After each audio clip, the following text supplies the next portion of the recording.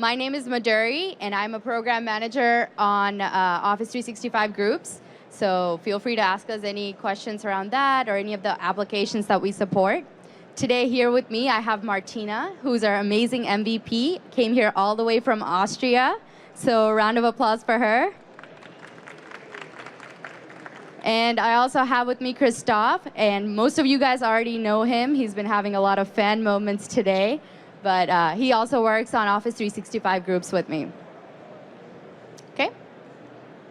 So I just wanted to start off with a Q&A. This is a 20-minute session, and so let's keep the questions as brief as possible. We're here all week at the booths. So if there's anything specific or unique to your organization and you'd like a longer discussion, feel free to drop by the Office 365 groups booth. Cool. Any questions? 20 minutes, 20 questions.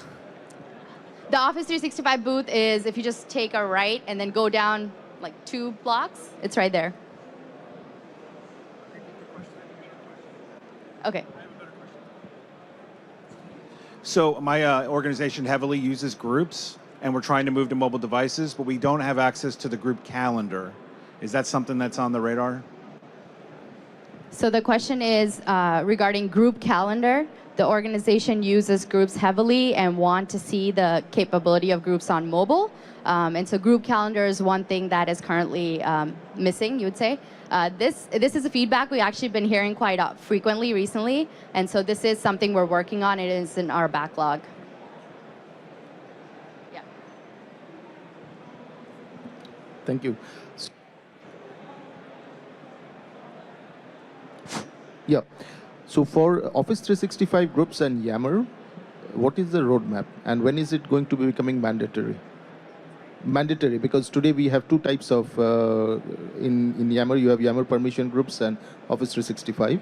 So what is your roadmap to integrate Yammer into the Office 365 with enforced O365 login identity?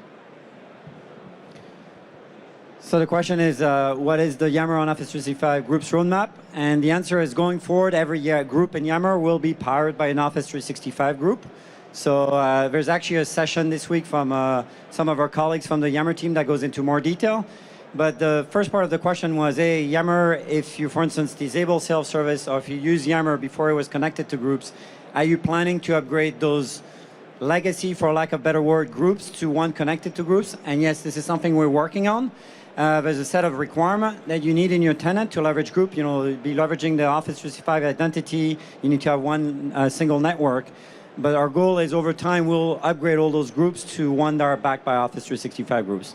I mean, the North Star, to give you an example, which we demoed this morning, we want all the files you upload to Yammer to go straight to SharePoint. So for that to happen, the Yammer group needs to be mapped to an Office 365 group. Hi, the actual limit of groups is 500,000 per tenant. This is a joke. So 500,000 is okay, but if you use Yammer, a lot of people will create more and more groups, especially when you have the connected groups. I've heard that this number will increase or can be increased. What's the plan on this one? So the question is, today, one of the documented limitations is 500,000 objects can be created. That's a documented limitation. You can call support and triple that or multiply by 10. And to your point earlier, we look at a lot of the data on a day-to-day basis. We have yet to see a customers with 500,000 group.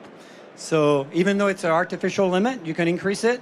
But in reality, you know, do you need 500,000 group? I don't know how big your organization is. In reality, you don't. A lot of people have implemented governance to delete unused groups, even though they proliferate. So I have yet to see a customer with 500,000 active objects.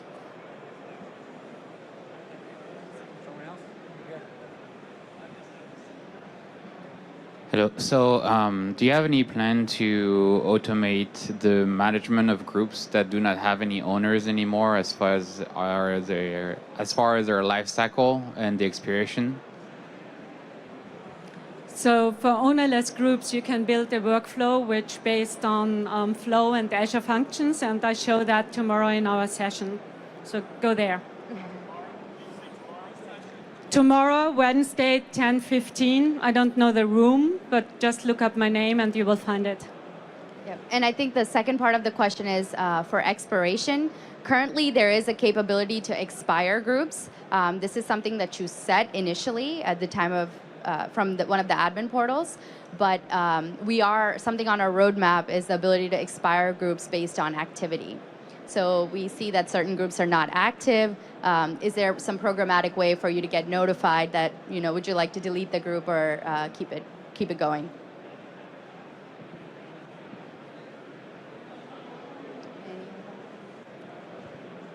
We have only 20 minutes, so take your time. So this is coming back to the governance of the groups. In your, what have you seen on the clients? That do they do the governance directly with the Office 365 groups with the lifecycle management, or they have their own interface to manage the lifecycle of linked with the Office 365 groups? What is the best practice, or what is the general trends you are seeing in the industry? So hopefully I understood it correctly. What's the best practice around governance and lifecycle management for Office 365 groups? And what I would recommend from a best practice is that you query the groups each day if you have any ownerless groups, and you put a lifecycle policy on the groups as well, and let them expire. If they are no longer used, then you probably won't hit the 500,000 groups limit as well, and do that. And that works pretty well. I see a lot of customers who have problems because they implement the governance afterwards, but normally it works very well if you go that way.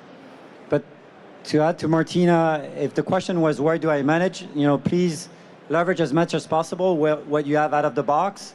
And for instance, we showed this week or this morning, you can use the new SharePoint admin portal, has been modernized, so you can manage all those SharePoint sites tied to groups. There's a new Teams admin UI, so you can manage all the teams directly in the user interface. You can obviously leverage Azure or the M365 admin portal. So we're making a ton of investment to help you administer those objects. Sorry, me again. So I have another question on the naming convention. Do you have any plan to extend the number of attributes that we can use for that? Yes. So to repeat the question, today naming policy only supports, I think it's 5 or 6 user attributes. And a lot of people want to use custom attributes, which is a very common thing. And so this is something definitely that's on our backlog. The priority is to release, right now it's a public preview, so we're going to release naming policy by the end of the year, and then we get a laundry list, including that specific feature on our backlog.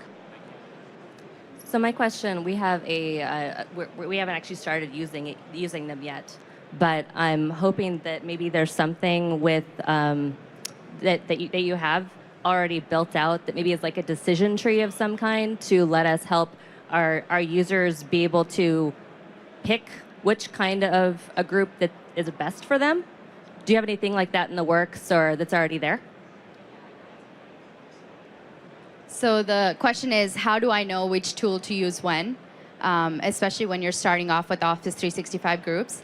We have actually a slide, and I think it's been shared throughout many sessions. In regards to Outlook, you have Teams and Yammer. I'm not going to go into the full spiel of which tool to use when, but essentially, based on how your organization is already communicating, you can decide if they're heavy email-based users or if they want like a high-volume chat that's a persistent chat, then you can decide to go with the Teams offering. Or if you're trying to use it for all company, where you have like a CEO or a leader who's trying to get in contact with all the people in the organization, then Yammer is the suggested tool. It doesn't mean that you can't use these tools for other things like smaller teams as well. So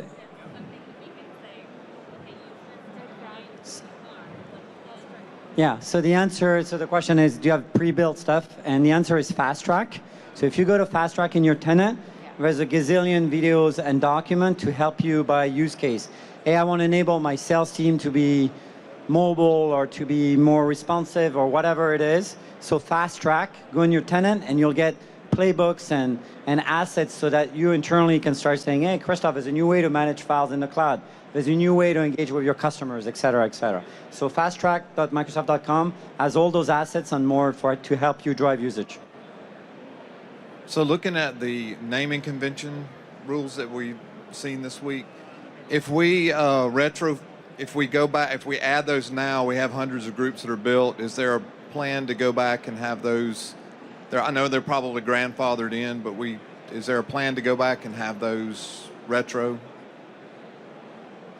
So the question is for naming policy, if I implement it today, but the world started before, what happens to all the ones that were created before? And unfortunately, we're not going to grandfather any groups that were created before that moment where you implement naming policy. What I've seen people do is script it.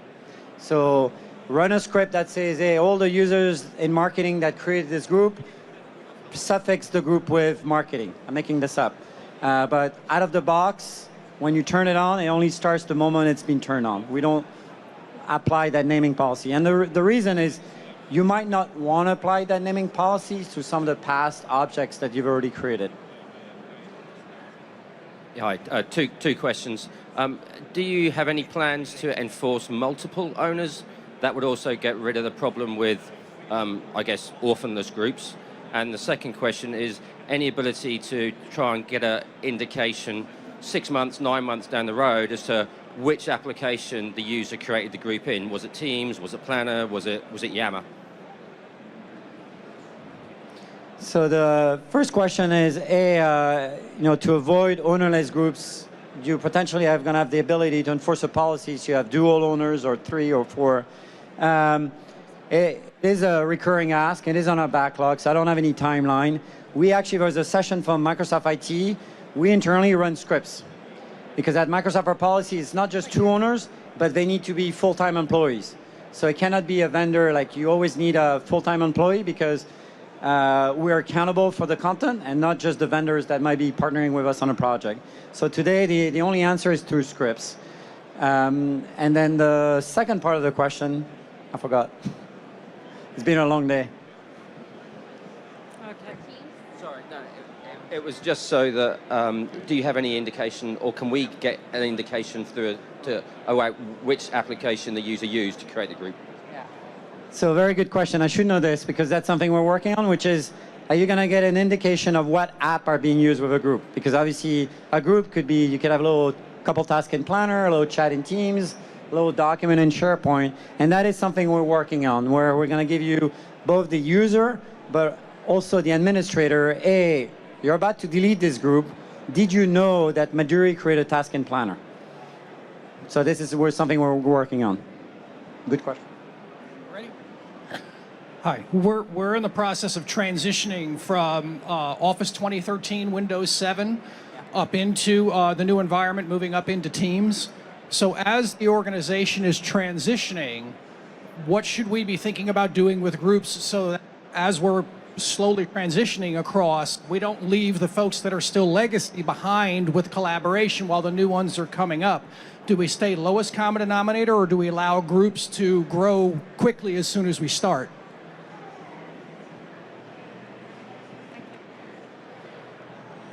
I'm going to quote Satya, you should be on the latest in case I don't know if you attended the keynote, but he said to transform yourself, you need to be on the latest.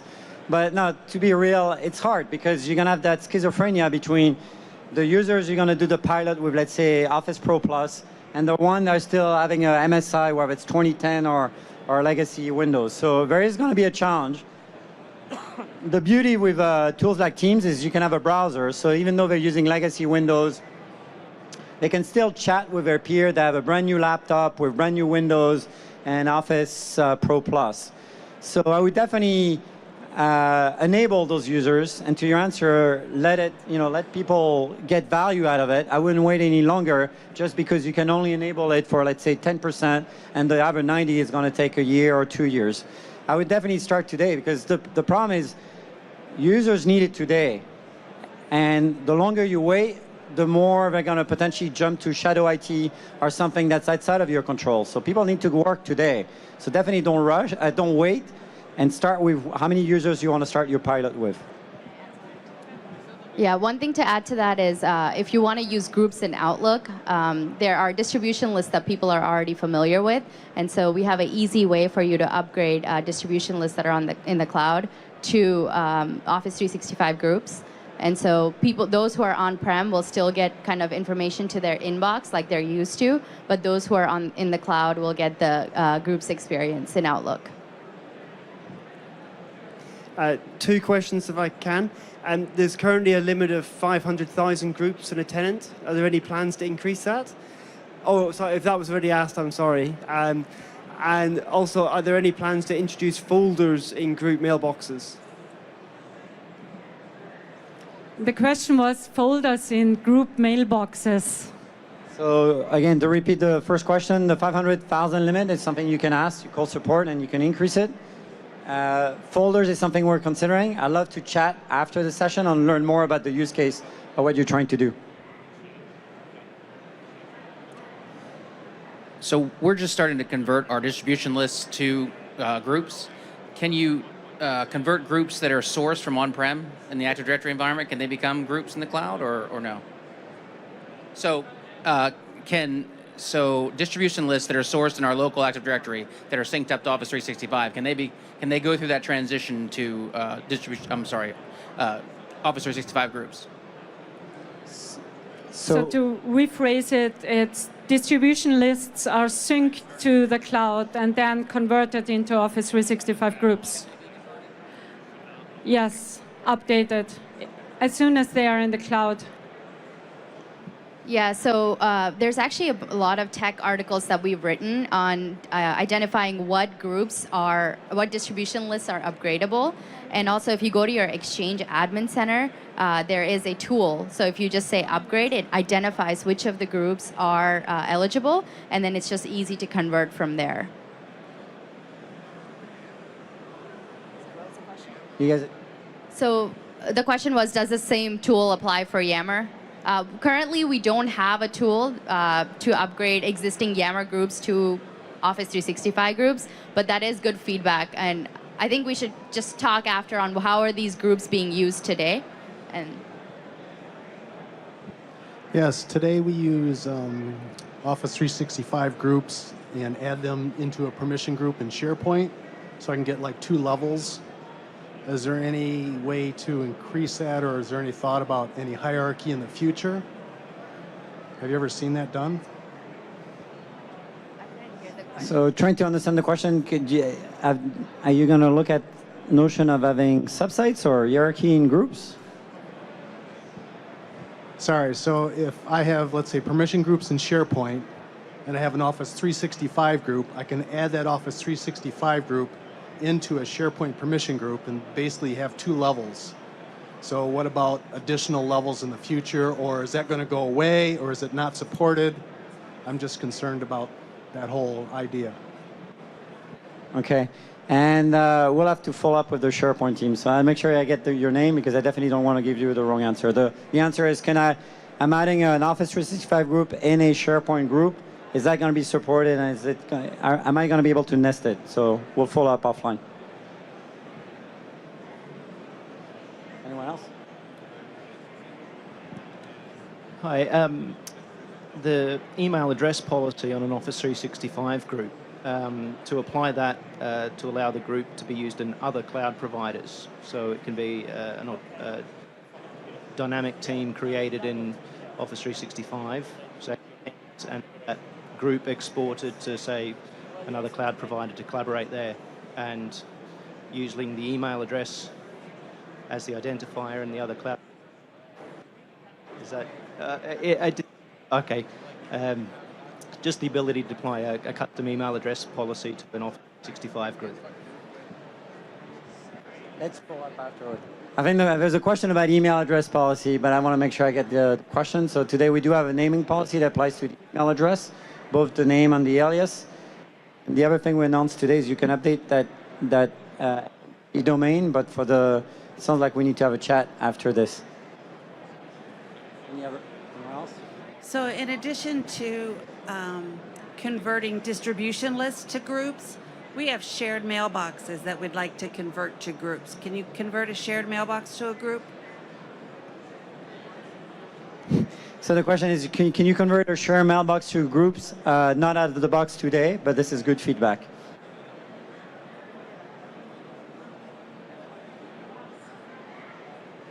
You guys are too easy. No other questions? 1 minute. Otherwise, we're going to start singing. Question? Can you hear me? Just a quick one. For the policies, particularly the expiration policy, do you need to have Azure AD Premium? Yes. So again, for some of those policies, do you require additional licensing? And again, I'm not an expert on every one of you. Probably have a unique contract with Microsoft. But the gentleman, Todd, was asking about expiration policy. It does require Azure Directory P1 licenses. Some of you, depending on if you bought Microsoft E5 and might be entitled, again, that's a great question for your Microsoft representative. If you still have questions, ping me. But we do have a slides, and it's also documented on what exact requirement per policy.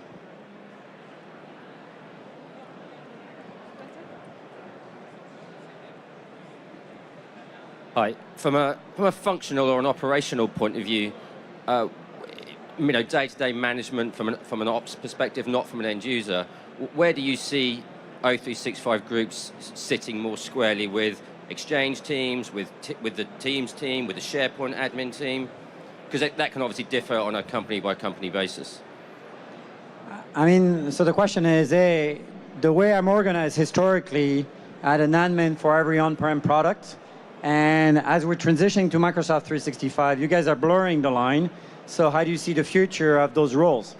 And it's blurring because, what might have been Christoph historically just managing mailbox on-prem, in the cloud, I might say, not only you're on point for email, but you get this Teams things and you're on point for both. So it's definitely, to be successful with teamwork in general, you need to have at the table your Exchange administrator or plural. You need to have your SharePoint administrator, potentially your Skype or Teams administrator, and more importantly, your Active Directory expert. And unless you have all those functions at the table, you're not going to be successful. And we know historically sometimes you're very partitioned in an organization and you might only meet at the CIO level, but you need to have all those stakeholders because every team will create a group. So every team, your Active Directory person was saying, oh, what's going on in my Active Directory? There's all those objects being created, who's in charge of this thing? So you need to all be talking to one another and do the pilot together so that there's no surprises and you're aligned on where you're heading. And to add to that, the most successful companies I work with introduced specific Office 365 roles in their organization. That helps them a lot. Anything else? We are over time already. So just to wrap up, if there's one thing that you guys should take away from today is essentially Office 365 Groups is not an app. It is a membership service, and it powers all these teamwork applications such as Teams, Groups in Outlook, SharePoint, and many others. So I know there's a lot of confusion with people coming to the booth asking, like, what's the difference between Teams and Office 365 Groups?